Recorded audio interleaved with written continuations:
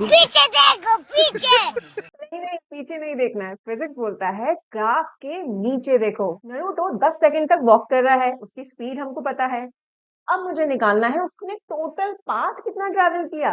ये total path formula से नहीं बल्कि हम ग्राफ देखकर पता लगाएंगे। और वो कहाँ से? ये जो एरिया दिख रहा है शेडेड रीजन का, इससे पता लगेगा हमें टोटल पाथ। कैसे? तो उन पर ही अभी समझाते हैं। चलिए स्टार्ट करते हैं। एरिया अंडर ग्राफ का जो बेसिक, बिल्कुल बेसिक लिटरल मीनिंग क्या होता है? Total quantity accumulated.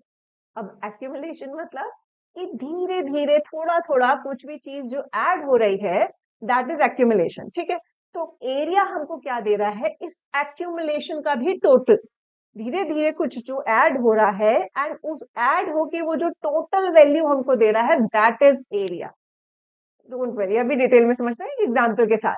मान लेते हैं टैप वाटर हमारे पास आ रहा है और जो उसका रेट ऑफ फ्लो है, रेट ऑफ फ्लो मतलब एक सेकंड के अंदर कितना पानी आया, दैट इज रेट, है ना? ये तो पढ़ा है ऑलरेडी, एक्सेलरेशन में भी पढ़ा था, rate of change of velocity. और फिर हम अभी स्लोप भी पढ़ रहे थे कि वाई कितना चेंज हो रहा है एक्स के हिसाब से। ये सब चीजें हम ऑलरेडी पढ़ चुके हैं, तो रेट यू नो, है ना? तो रेट ऑफ फ्लो एक सेकंड में कितना पानी आ रहा है, हमें उस rate of flow versus time अगर हम देखें तो एक सेकंड में कितना पानी आया, थोड़ा मान लेते W1 आया, फिर अगले सेकंड में और W2 आया, फिर अब W3 आया। तो ये जो धीरे धीरे ये जो रेट ऑफ फ्लो जो ऐड हो रहा है, उसका अगर मुझे टोटल चाहिए तो वो क्या है? एरिया से निकलेगा।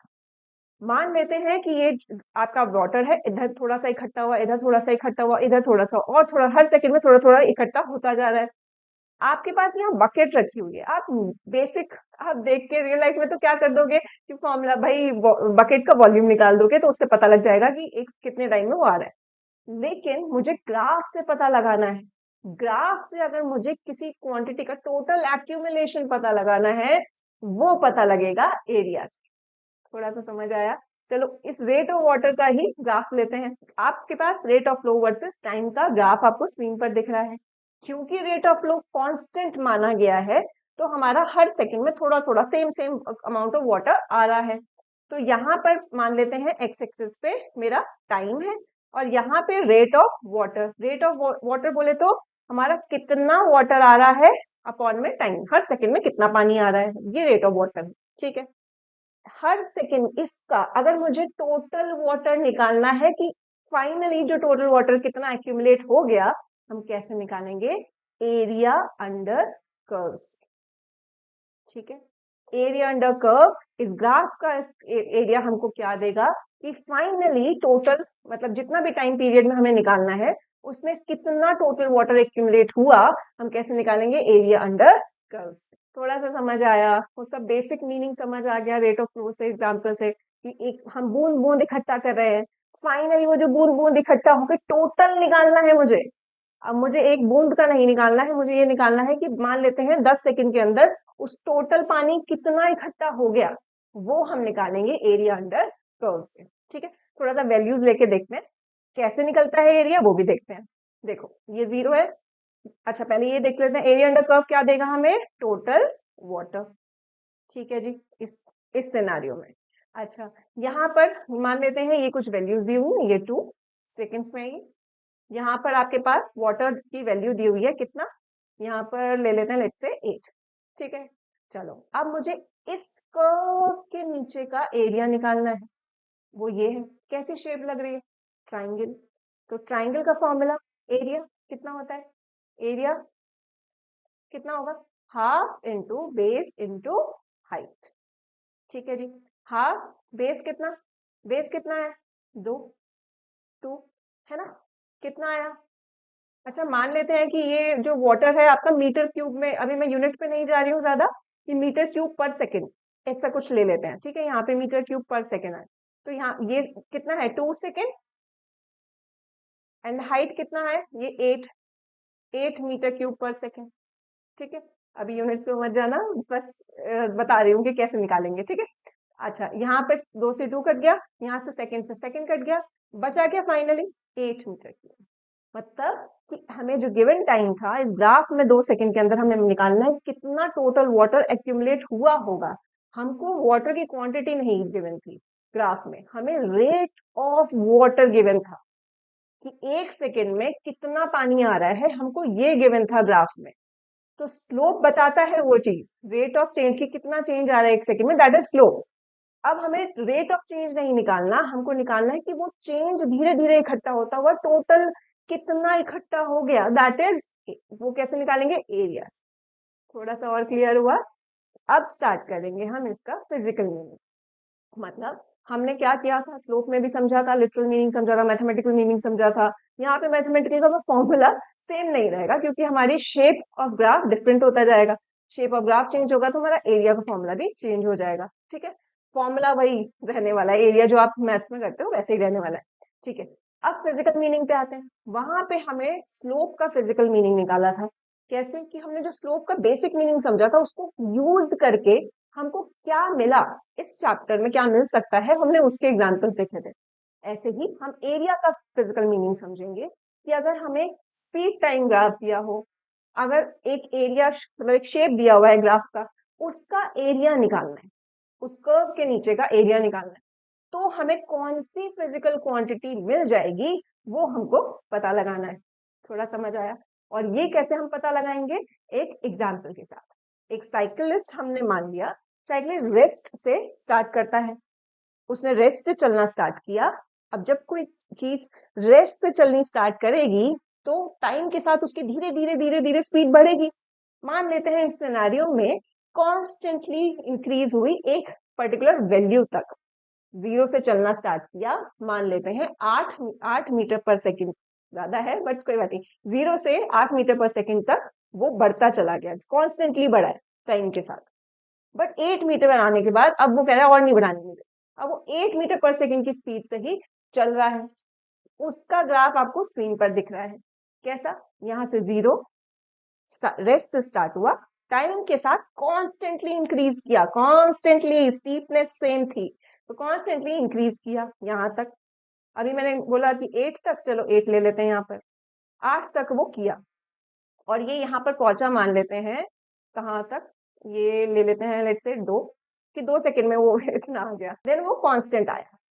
फिर कब तक, हमने देखा यहाँ पर लेट्स से 6, ठीक है, 6 सेकंड तक हमने देखा कि वो सेम स्पीड तक चलता रहा। ये हमारे पास ग्राफ के बने।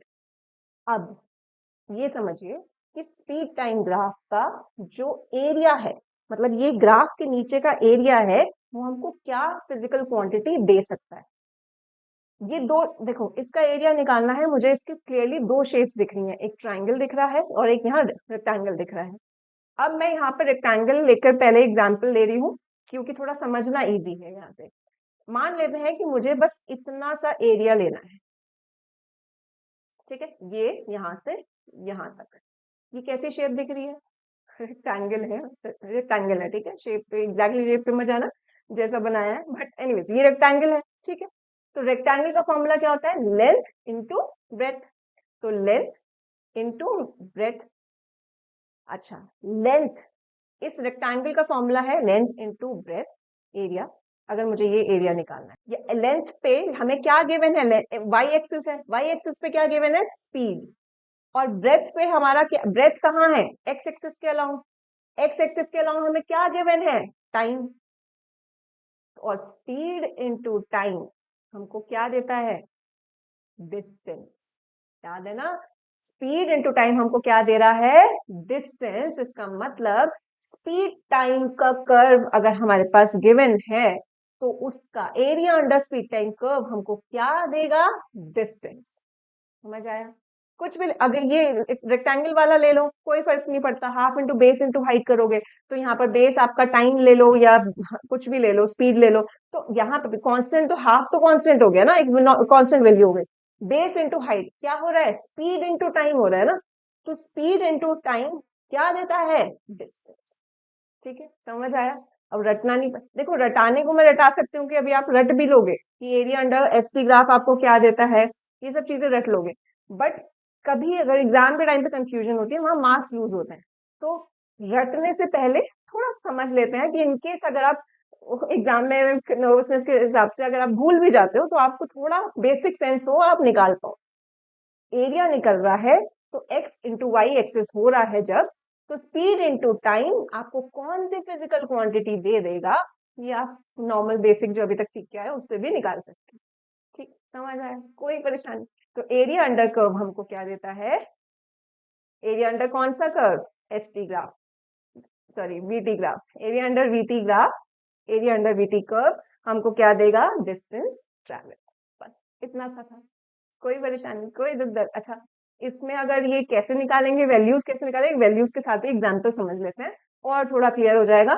आगे हम थोड़ी सी कम मेहनत करनी पड़ेगी, इसको भी समझ लेते हैं। न्यूमेरिकल वैल्यूज लिख दे, चलो ये कुछ ऐसे न्यूमेरिकल वैल्यूज एज्यूम कर लेते हैं। यहाँ पर सबसे पहले क्या करेंगे, एरिया निकालेंगे, किसका, ट्राइंगल का निकाल। देखो दो तरीके से कर सकते हैं, या तो हम ट्राइंगल का एरिया निकाल लें और फिर रेक्टेंगल का एरिया निकाल लें और फिर एंड में हम उसको ऐड कर देंगे, या फिर आप ट्रेपीजियम का डायरेक्ट फॉर्मूला लगा दो, कुछ भी कर सकते हैं। ठीक है, अभी फिलहाल मैं आपको तोड़कर बता रही हूँ, दो पार्ट्स में करके बता रही हूँ। एरिया ऑफ ट्राइंगल निकालेंगे और फिर रेक्टेंगल का। तो फर्स्ट वाला शेप ले लेते हैं, क्या, पहला एरिया ऑफ ट्राइंगल, क्या, ABO। ठीक है जी, फॉर्मूला क्या होता है, half into base into height. Half into base क्या है, बेस कितना गिवन है, 2 सेकेंड, तो बेस कितना है, 2 सेकेंड। अभी मैं यूनिट लिख के दिखा रही हूँ, ऐसे आपको लिखने की जरूरत नहीं पड़ेगी, बट एंड में यूनिट याद रखना। मैं अभी फिलहाल इसलिए यूनिट लिख रही हूँ कि जिससे आपको भी थोड़ा आदत रहे कि वो यूनिट लास्ट में आएगी, वरना न्यूमेरिकल वैल्यू निकाल के छोड़ देते हो। चलो 2 सेकेंड, हाइट कितना आया, यहाँ से हाइट कितना है, 10, क्या, मीटर पर सेकेंड। ठीक है, अब 2 से 2 उड़ गया, यहाँ से क्या आया, 10, सेकेंड से सेकेंड उड़ गया, क्या आया, 10 मीटर। ठीक, कोई परेशानी? तो हमें एरिया ऑफ ट्राइंगल मिल गया। सेकंड क्या करेंगे, एरिया ऑफ रेक्टेंगल। तो एरिया ऑफ क्या, रेक्टेंगल, ACDB, उसका formula length into breadth, length into breadth. Length कितना है, यहाँ पर AB मान लेते हैं, AB इंटू में BD। ठीक है, BD या आप AC ले लो, कुछ फर्क नहीं पड़ता, एक ही बात है ना। तो यहाँ पर AB कितना है, 10, ये तो AB कितना है, 10, तो 10 मीटर पर सेकेंड। और BD कितना है, BT कितना आ जाएगा, 6 सेकेंड। तो सेकेंड से सेकेंड कट गया, क्या बचा, 60 मीटर।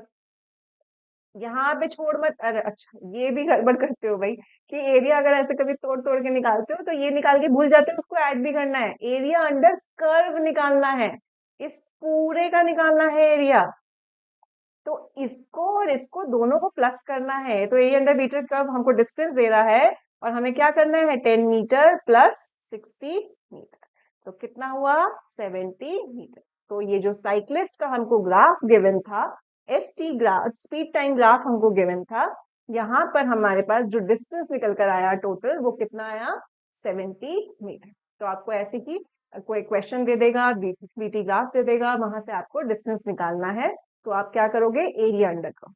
ठीक है, और अगर एक्सेलरेशन निकालना होगा तो तब क्या करोगे, स्लोप, याद है ना, एक्सेलरेशन क्या है, change in velocity, rate of change of velocity, और ये रेट कैसे पता चलता है, स्लोप से। कंक्लूसिवली हम ये कह सकते हैं, हमें जो चेंज है, चेंज कितनी तेजी से हो रहा है, वो कैसे पता लगता है, स्लोप से।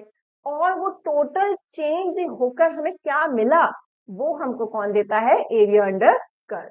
कोई परेशानी, कोई दिक्कत? ऑलराइट, नेक्स्ट क्लास में हम स्टार्ट करेंगे एसटी ग्राफ और बीटी ग्राफ के जितने भी पॉसिबल शेप्स हैं एनसीईआरटी में या एक्स्ट्रा जो भी बनते हैं, उन सबको अच्छे से डिटेल में करेंगे। बट उनको समझने के लिए स्लोप और एरिया की वीडियोस को अच्छे से रिवाइज जरूर करके आना।